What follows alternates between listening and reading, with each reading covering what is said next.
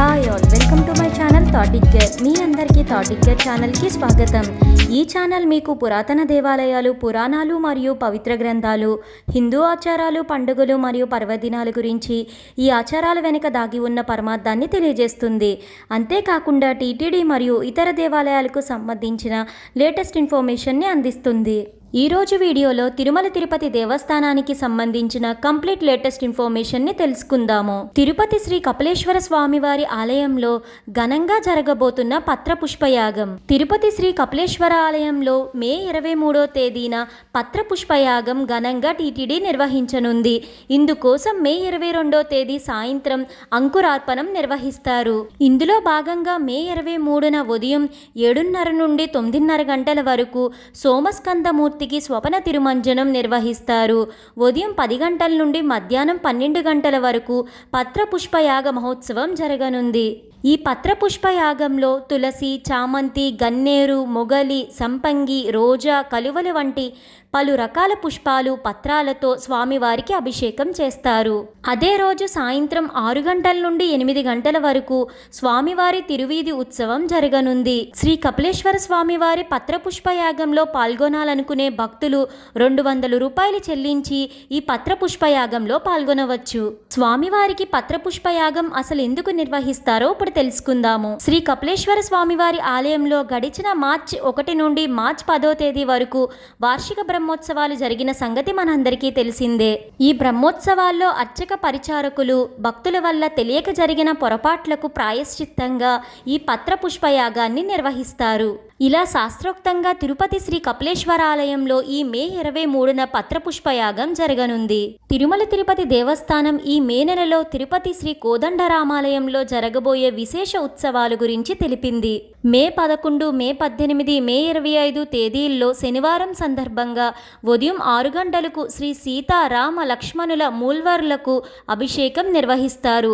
సాయంత్రం 5 గంటలకు స్వామి అమ్మవారి ఉత్సవమూర్తులను 4 మాడ వీధుల్లో ఊరేగిస్తారు. అనంతరం ఆలయంలో ఊంజల్ సేవలను నిర్వహిస్తారు. మే 8వ తేదీ అమావాస్య సందర్భంగా ఆలయంలో ఉదయం 8 గంటలకు సహస్ర కలశాభిషేకం జరగనుంది.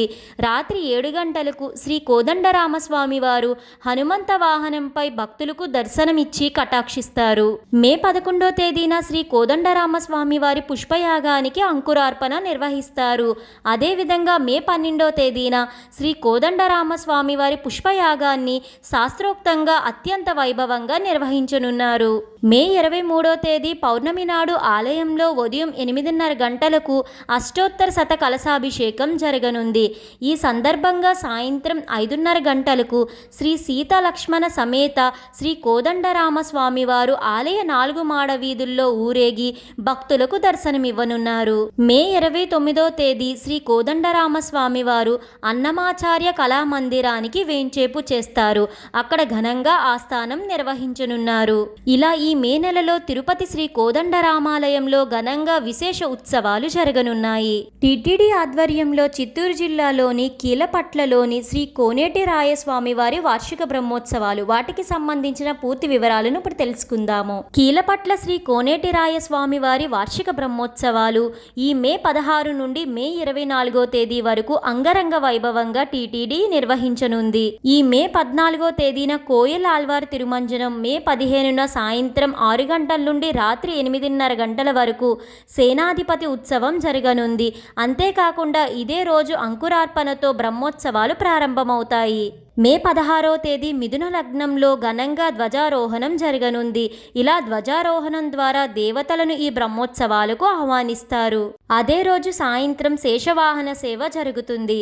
మే 17వ తేదీ ఉదయం శ్రీ కోనేటి రాయస్వామి వారికి తిరుచి ఉత్సవం, సాయంత్రం హంసవాహన సేవ జరగనున్నాయి.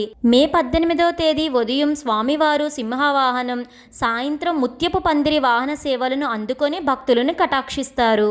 మే 19వ తేదీ తేదీ ఉదయం కల్పవృక్ష వాహనం, సాయంత్రం సర్వభూపాల వాహన సేవలను అందుకొని భక్తులు ముందుకు వస్తారు.